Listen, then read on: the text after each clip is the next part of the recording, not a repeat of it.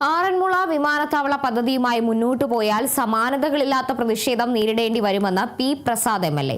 ജനവിധി ഉണ്ടെന്ന് കരുതി എന്തും ചെയ്യാമെന്ന് കരുതരുത്. 10 വർഷം കാണാത്ത ഭൂമാഫിയക്കാർ ഇറങ്ങിയിട്ടുണ്ട്. ഭരണത്തണലിലാണ് അവർ ഇറങ്ങിയതെന്നും പി പ്രസാദ് പറഞ്ഞു.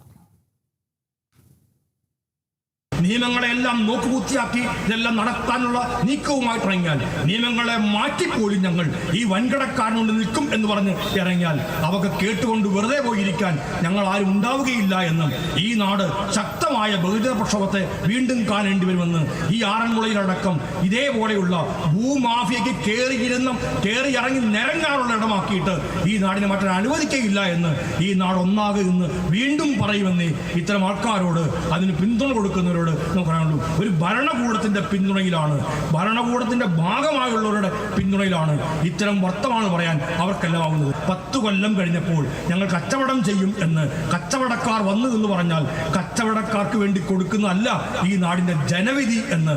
ആ ജനവിധി ഉള്ളതിന്റെ പേരിൽ എന്തും ചെയ്യാൻ അവകാശമുണ്ടാകും എന്ന് കരുതുന്നത് ജനാധിപത്യ കേരളത്തിന് അംഗീകരിക്കാൻ കഴിയുന്ന കാര്യമല്ല.